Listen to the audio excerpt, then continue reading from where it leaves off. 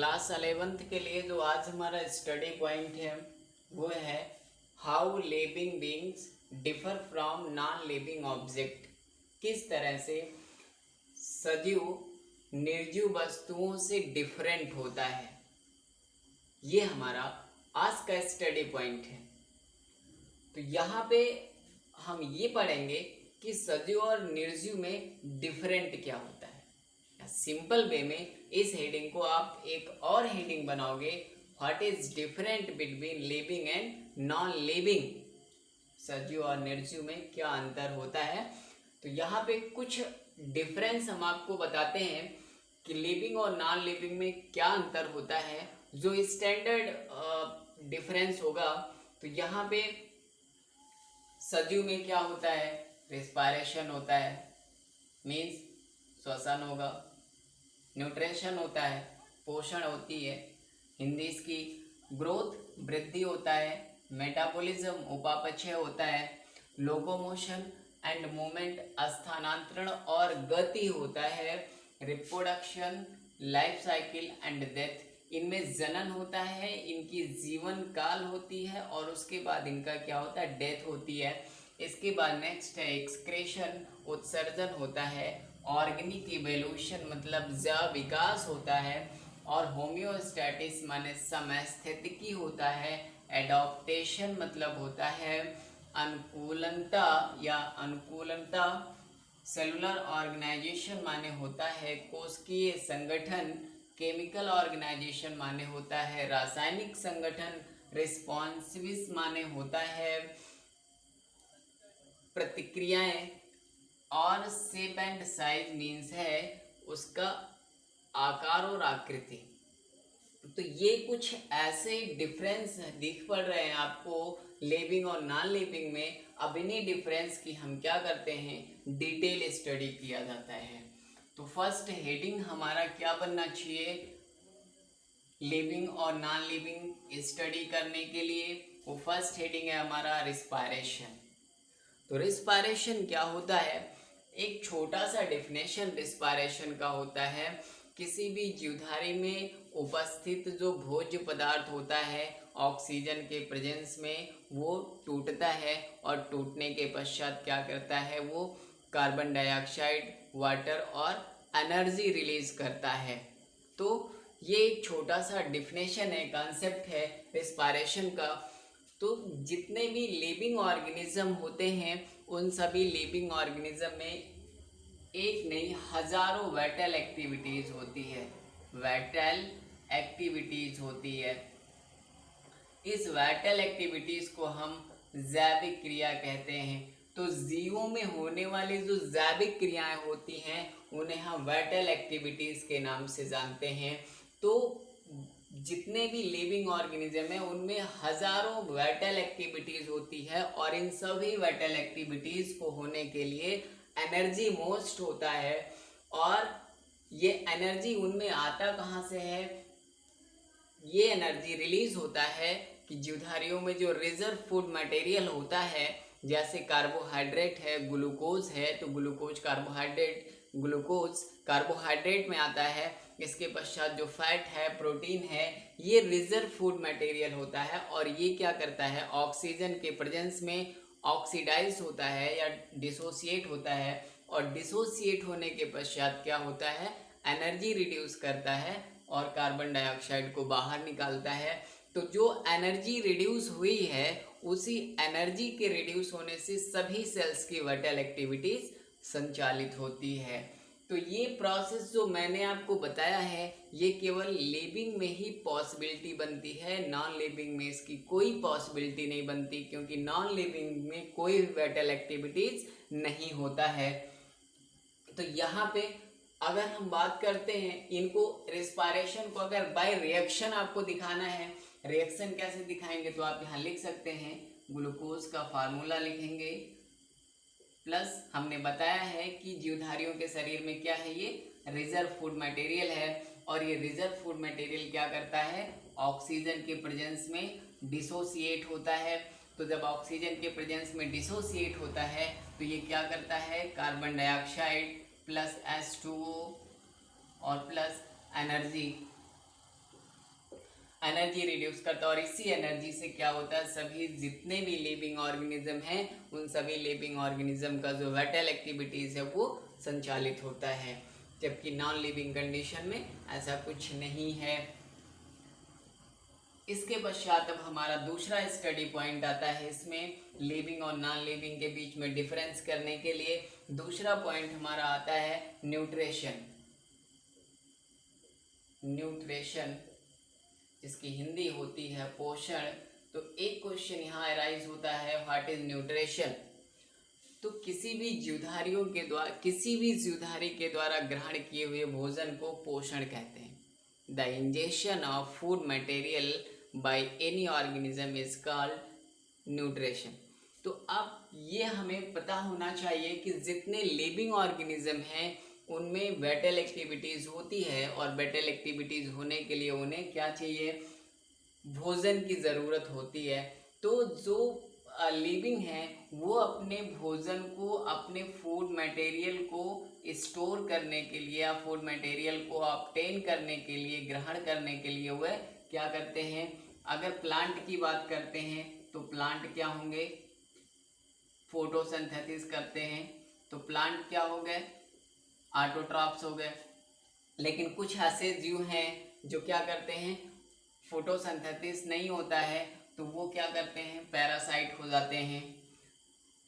Parasite होंगे, symbiotic होंगे,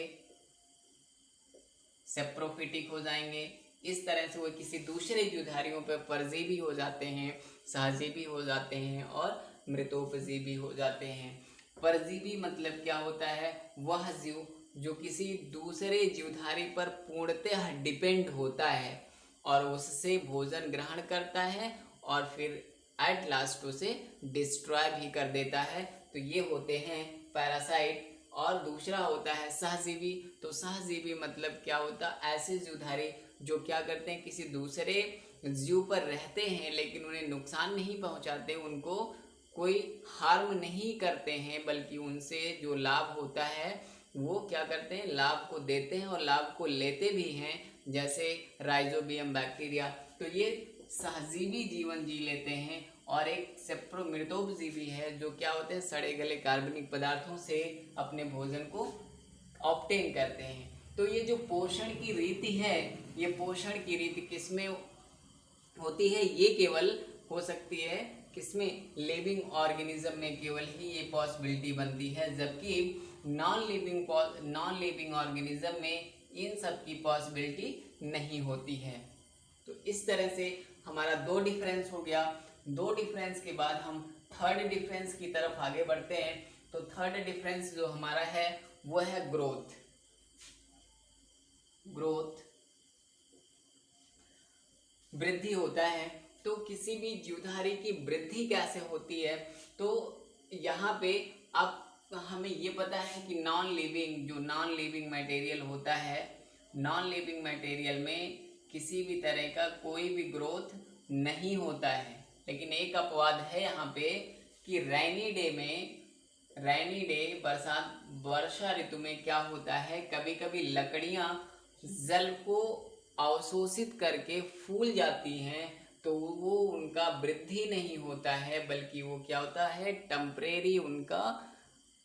temporary growth होता है। और जैसे ही हॉट क्लाइमेट टेम्परेचर होता है, टेम्परेचर होने के पश्चात क्या होते हैं, वो फिर अपनी पुरानी अवस्था को ऑब्टेन कर लेते हैं, प्राप्त कर लेते हैं। तो ये कोई ग्रोथ नहीं है। और ये प्रक्रिया जो होती है लकड़ी में जल अवशोषण की, वो ऑस्मोसिस मेथड के द्वारा होता है।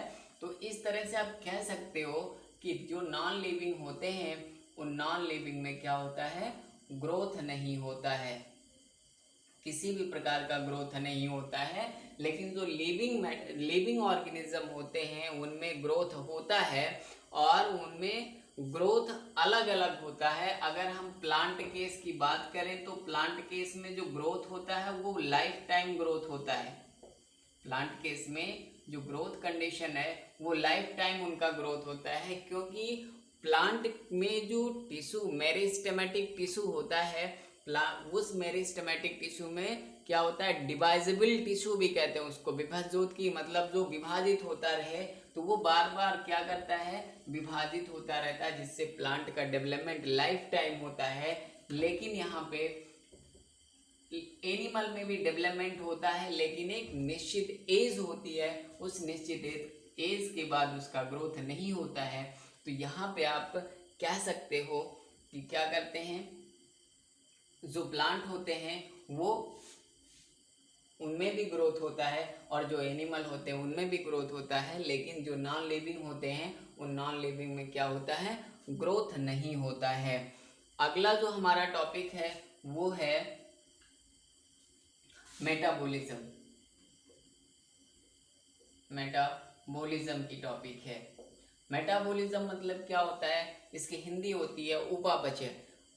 तो लिविंग ऑर्गेनिज्म में जो हर पल हजारों वाइटल एक्टिविटीज होता है, और उस हजारों वाइटल एक्टिविटीज में क्या होता है, डाइजेशन हो गया, रेस्पिरेशन हो गया, एक्सक्रीशन हो गया, ब्लड सर्कुलेशन हो गया, ऐसे हजारों वाइटल एक्टिविटीज होती हैं। और इन्हीं हजारों वाइटल एक्टिविटीज को हम क्या कहते हैं, मेटाबॉलिज्म प्रोसेस बोलेंगे।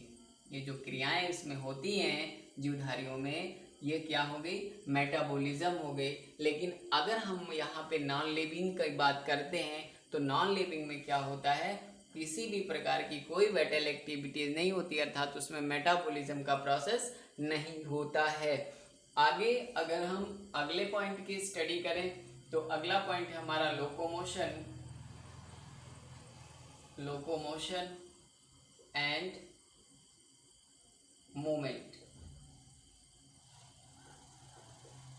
अब अगर हम ह्यूमन केस में ये जानना चाहते हैं कि लोकोमोशन क्या है और मूवमेंट क्या है, तो लोकोमोशन मीन्स होता है कि कोई भी जीवधारी क्या करता है, अपने स्थान को छोड़कर दूसरे स्थान पर चला जाना ही क्या होता है, लोकोमोशन होता है। स्थानांतरण अर्थात वो एक जगह है और भोजन की तलाश में या किसी अन्य चीज की तलाश में वो अपने जगह को छोड़ के दूसरी जगह पे जाए, तो वो क्या हो गया, लोकोमोशन हो गया।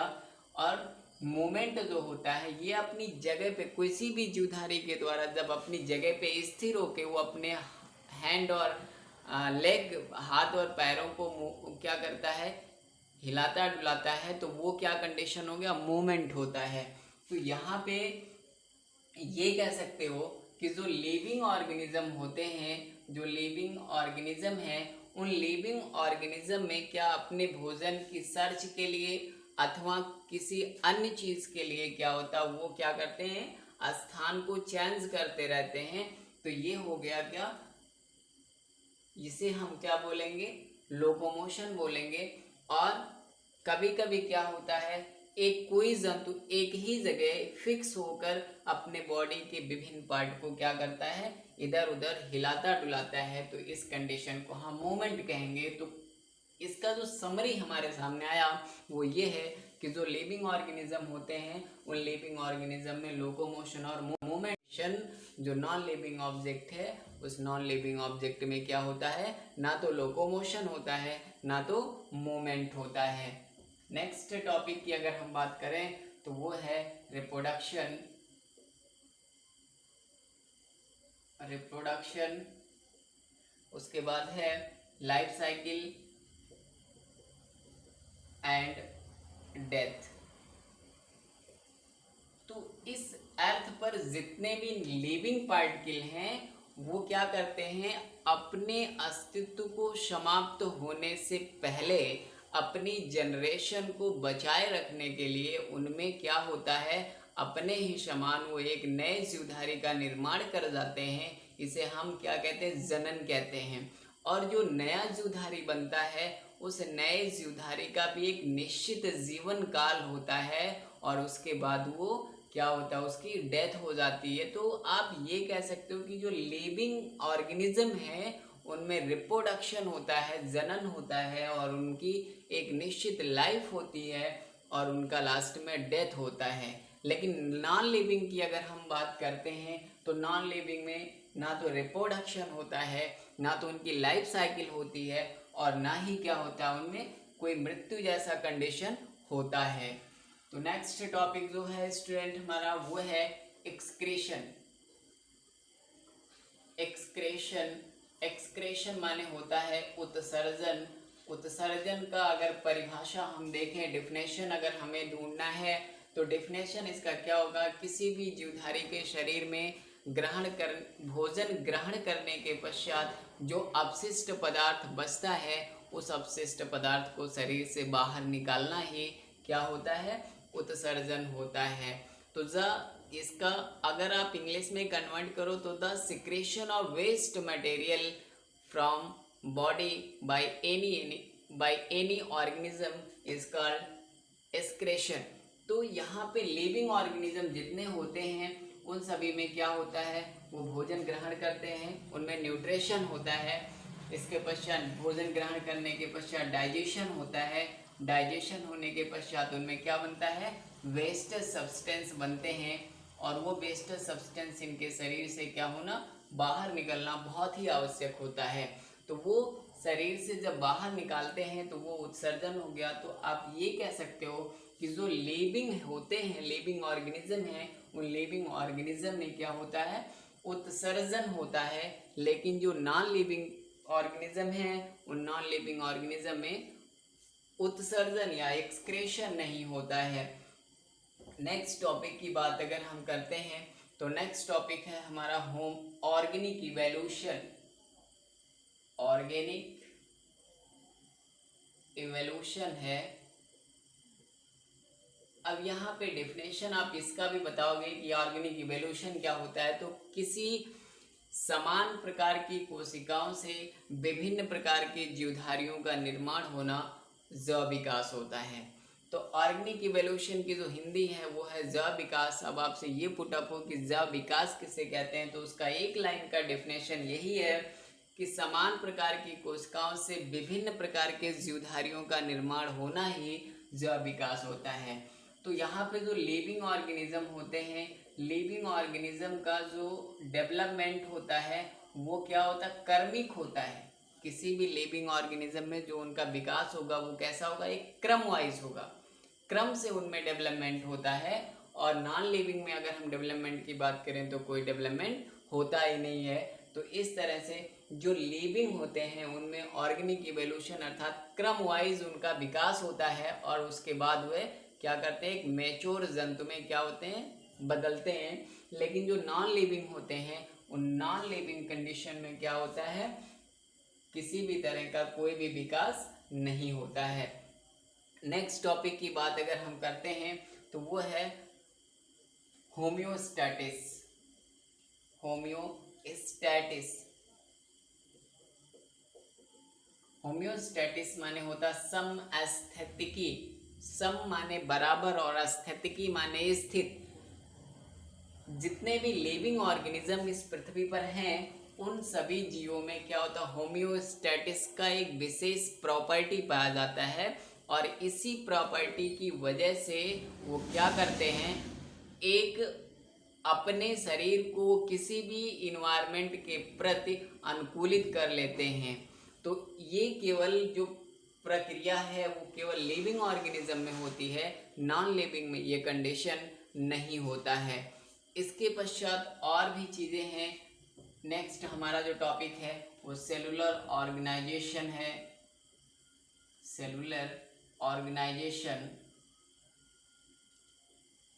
सेलुलर ऑर्गेनाइजेशन माने होता है कोशिकीय संगठन। तो जितने भी लिविंग ऑर्गेनिज्म हैं उन सभी के बॉडी का फॉर्मेशन सबसे छोटी इकाई सेल से होता है, और उस सेल में बहुत सारी जैविक क्रियाएं उनकी संचालित होती हैं। इसीलिए हम सेल को नाम देते हैं structural and functional unit of living organism. किसी भी जीवधारी की क्रियात्मक और संरचनात्मक इकाई होती है, क्योंकि इसमें हजारों वाइटल एक्टिविटीज होती हैं। लेकिन अगर हम क्या करें, नॉन लिविंग की बात करते हैं तो नॉन लिविंग भी सेल्स का बना है, लेकिन डेड सेल होती हैं उनमें, और उन सेलों में क्या होता है, वाइटल एक्टिविटीज नहीं होता है। तो इस तरह स्टूडेंट हमने देखा कि लिविंग और नॉन लिविंग में डिफरेंस क्या होता है। तो जितना हमने बताया है डिफरेंस, ये डिफरेंस पर्याप्त है आपको लिविंग और नॉन लिविंग को आइडेंटिफाई करने के लिए। Okay student.